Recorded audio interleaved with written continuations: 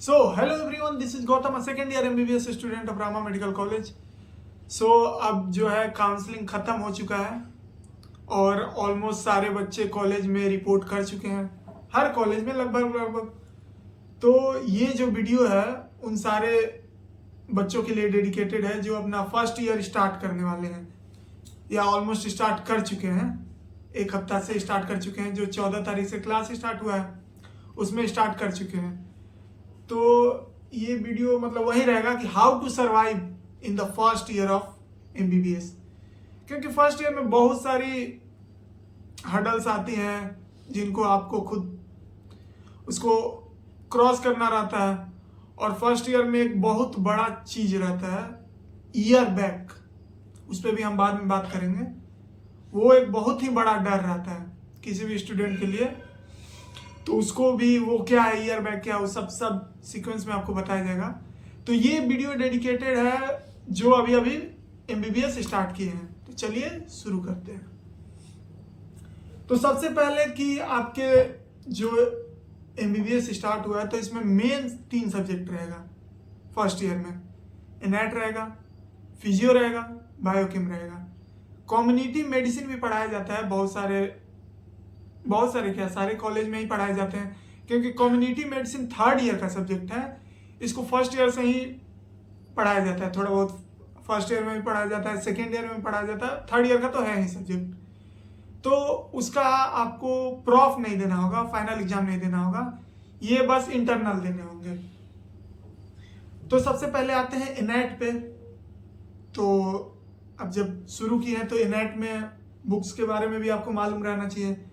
तो एनएट में सबसे अच्छा बुक रहता है जो लगभग हर कॉलेज में रेफर किया जाता है, बताया जाता है, वो रहता है बीडी चौरसिया।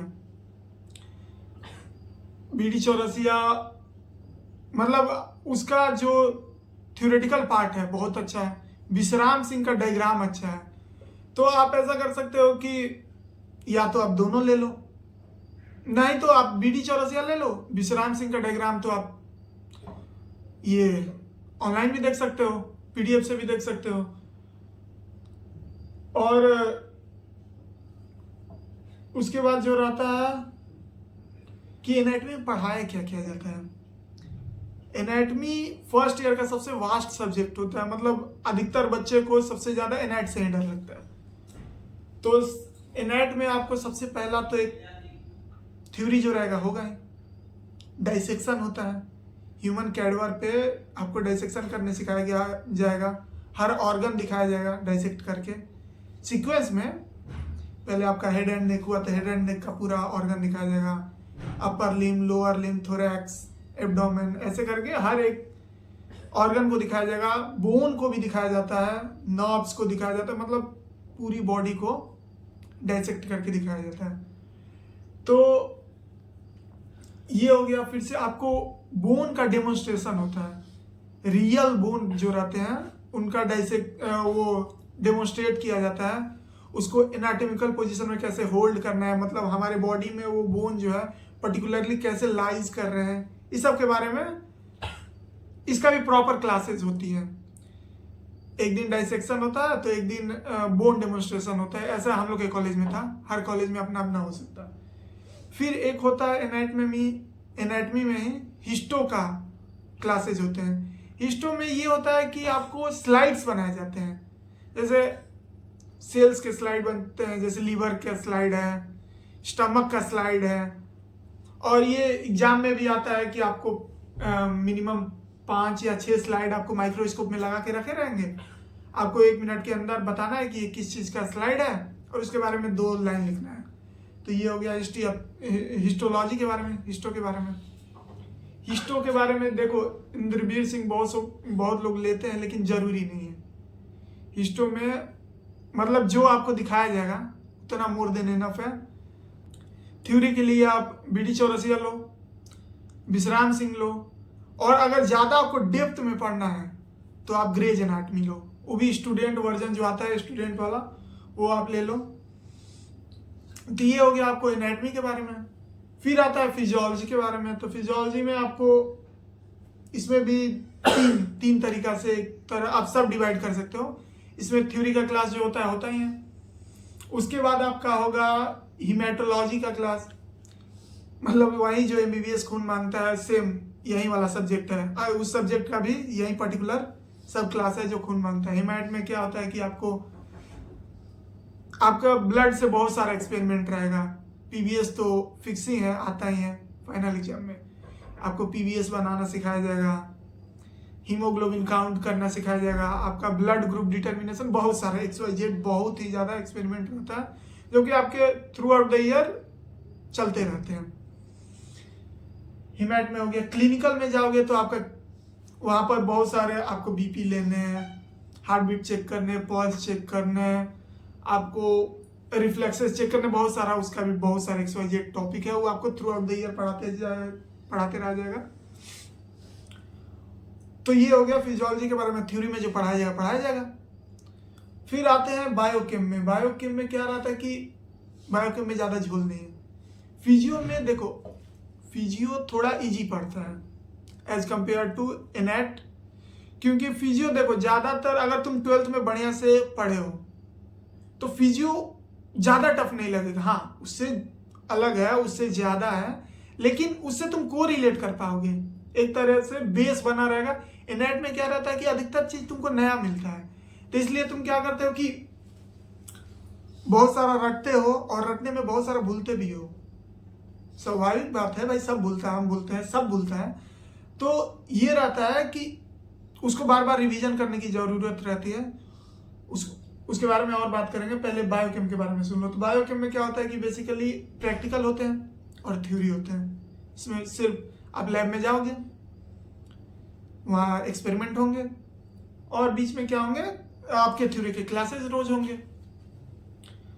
ठीक है, तो अब हम बता रहे हैं कि एमबीबीएस जो आप स्टार्ट किए हो, तो इसमें फर्स्ट ईयर में क्या क्या कैसे कैसे एग्जाम पैटर्न रहता है, कैसा इसमें क्या क्या करिकुलम रहता है। तो सबसे पहला कि आपका 3 इंटरनल एग्जाम होगा, 3 इंटरनल एग्जाम होगा और एक होगा आपका मेन प्रॉफ फाइनल एग्जाम होगा। तो 3 इंटरनल एग्जाम होगा, वो भी 100 मार्क्स का होगा। प्रैक्टिकल भी होंगे उनके तीनों बार। आपके 3 इंटरनल होंगे तो तीनों का थ्योरी पेपर होगा 100-100 नंबर का, तीनों का प्रैक्टिकल होगा 100-100 नंबर का। ठीक है, और उसमें आपको पास होना रहता है मिनिमम 50%। अब तो शायद इस बार हो गया 60-40, या तो आप 60% लाओ प्रैक्टिकल में, 40% लाओ थ्योरी में, मिनिमम क्राइटेरिया बता रहे हैं मैं। और ये 60-40 रेशियो वाला। उसके बाद आपका होता है प्रॉफ फाइनल एग्जाम जो होता है, प्रॉफ होता है। तो उसमें क्या होता है कि आपका हर एक पेपर, जैसे एनैट है, एनैट में जो है 200 मार्क्स का होगा। एनैट का 2 पेपर होंगे, एक होगा पार्ट 1 करके होगा, उसमें कुछ सिलेबस आएगा, एक होगा पार्ट 2 करके होगा, उसमें कुछ सिलेबस आएगा, और लेकिन प्रैक्टिकल 100 नंबर का ही होगा। तो एक सब्जेक्ट से टोटल 300 मार्क्स के ये आपका एग्जाम होंगे। 200 नंबर का थ्योरी होगा, 100 नंबर का प्रैक्टिकल होगा, और वही है 60-40 वाला रेशियो। आपको दोनों में 40-40 मतलब 40% लाने हैं, फिर प्रैक्टिकल में 60% लाने हैं। ये जो होता है अन्ना यूनिवर्सिटी कंडक्ट कराता है। ठीक है, तो अब आते हैं आपके स्टडी प्लान के बारे में। तो आप जैसा कि बहुत ही भारी भरकम सा एग्जाम देके आए हो, नीट का एग्जाम देके आए हो, तो वहां तो बहुत ही सिस्टमेटिक स्पून फूडिंग टाइप में था कि आपको एनसीईआरटी पढ़ना है, ये पढ़ना है, वो पढ़ना है, सिस्टमेटिक वे में। यहाँ वहाँ कंपटीशन तगड़ा था, यहाँ कोई कंपटीशन नहीं है। यहाँ अगर आप डेली के रोज एक भी दिन स्किप मत करना, 2 से 3 घंटा अगर पढ़ ले रहे हो पूरे दिन में अपना सेल्फ स्टडी, तो कोई दिक्कत नहीं आने वाला है फर्स्ट ईयर में। फर्स्ट ईयर में ईयर बैक का भी डर रहता है। ईयर बैक ये होता है कि मान लो कि आप प्रॉफ फाइनल एग्जाम दिए, उसमें अगर आप फेल कर गए, आपका जो 60-40 वाला क्राइटेरिया वो फुलफिल नहीं हुआ, आप फेल कर गए, तो आपको एग्जाम देने को मिलेगा सप्ली का। सप्ली एग्जाम दोगे, अगर सप्ली में भी फेल कर गए तो आपको ईयर बैक लग जाएगा, मतलब आपको फिर से फर्स्ट ईयर रिपीट करना होगा। ये बस फर्स्ट ईयर में ही ऐसा होता है फर्स्ट ईयर में, और फोर्थ ईयर में, फाइनल ईयर में होता है। तो इसीलिए फर्स्ट ईयर को आयरन डोर भी बोला जाता है। मतलब इसमें आपको इंजॉय भी करना है, फर्स्ट ईयर में आए हो तो बहुत चीज़ सीखना भी है, बहुत चीज़ रूल एंड रेगुलेशन भी फॉलो करना है, और इसके साथ साथ पढ़ाई भी करना है। आपको बहुत सारा सीनियर्स रूल्स भी बता देंगे कि फॉर्मल में भी रहना है। फॉर्मल में इसलिए रहना है कि कहें कि बहुत सारे बच्चे कहीं कहीं से आए हैं, कोई यहाँ से आया हो, कोई वहाँ से आया है, कोई मान लो कि आप इतने नोबल प्रोफेशन में हो, आप छपरी जैसा जीन्स पहन के घूम रहे हो जो कटा फटा कहीं से इधर से उधर से है, कोई भी टी शर्ट डाल के घूम रहे हो, तो आपको कुछ दिन के लिए पूरा मतलब ऑलमोस्ट फर्स्ट ईयर में यही रहता है कि आपको फॉर्मल पहन के रहना है अगर कहीं बाहर जाते हो। क्योंकि अगर एक बार फर्स्ट ईयर में आप पहन लिए तो आपको आदत लग जाता है कि अगर आप कॉलेज या कहीं आप जा रहे हो, आप डायरेक्ट फॉर्मल में आ जाते हो, आपको बताने वाला कोई नहीं रहता, आपको बताने का नौबत भी नहीं आता, आप तुरंत फॉर्मल में आ जाते हो। तो ये है कि स्टडी आपको रोज करना है। हाँ, बहुत सारे एक्टिविटी होते हैं कॉलेज में, उसमें भी इन्वॉल्व रहना है और ये भी करते रहना है। उसके बाद रैगिंग तो ऑलमोस्ट हर कॉलेज से चल ही गया है, फिर भी थोड़ा बहुत कहीं कहीं होता है। देखो अब रैगिंग भाई तुम किसी चीज को नहीं बोल सकते हो। मान लो इंट्रोडक्शन ले रहा है कोई, तुम्हारा नाम ही पूछ लिया। देखो नाम सब काहे पूछता है, ताकि जूनियर्स का पता चले कि जूनियर्स कहाँ से आए, एक बॉन्ड बने, जूनियर सीनियर के बीच में एक बॉन्ड बने, ताकि अगर मान लो कल जाके तुम किसी सीनियर को अप्रोच करते हो कि हमको इस टॉपिक के बारे में जानना है, ये जानना है कि कैसे स्टार्ट करना है, क्या स्टार्ट करना है, तो अगर मान लो सीनियर तुमको पहले से पहचानता ही नहीं है तो कैसे, थोड़ा तुम भी अनकंफर्टेबल होगे। और अगर मान लो कि पहले तुम उससे मिले हो, तुम बता रखे हो कि हम यहाँ से हैं, मान लो सीनियर तुमसे मिले हैं, तो एक अच्छा बॉन्ड बनता है, तुमको अच्छे जूनियर की तरह ट्रीट करेगा सीनियर्स जो भी है तुम्हारा, फिर एक बॉन्ड बनता है, तो एक अच्छा रहता है। तो हाँ, अगर मान लो तुम्हारे साथ कोई फिजिकल होता है, कोई मार पिटाई करता है या कुछ भी, तो फिर वो रैगिंग में आता है, उसको रैगिंग में कंसीडर किया जाता है। लेकिन मान लो कि अगर तुमको कोई रूल बता रहे हैं कि आपको फॉर्मल में रहना है, आपको एक डिसेंट सा हेयर कट लेके रखना है, आपको मतलब किसी प्रोफेसर से नहीं लड़ना है, किसी से नहीं जुबान लड़ाना है, तो ये सब रैगिंग में नहीं आता है, ये कॉलेज का डेकोरम और डिसिप्लिन के नजर में आता है। और उसके बाद स्टडी प्लान हो गया, कैसे सरवाइव करना है फर्स्ट ईयर में, ये भी हो गया। फिर से आज का लास्ट जो एक सब टॉपिक है कि हम प्राइवेट में ले चुके हैं एडमिशन, बहुत सारे बच्चे गवर्नमेंट में लिए हैं, बहुत सारे बच्चे प्राइवेट में लिए हैं, तो उनका एक ये कॉमन डाउट है कि मैं एक एवरेज बच्चा हूँ, क्या मेरे से एमबीबीएस हो पाएगा, नहीं हो पाएगा। बहुत सारे का मन में ये थॉट आते रहता है। क्योंकि देखो भाई, स्टार्ट जब होगा, एमबीबीएस जब स्टार्ट होगा, तुमको बहुत सारा back of the mind thought आते रहता है क्या पढ़ाया जा रहा है।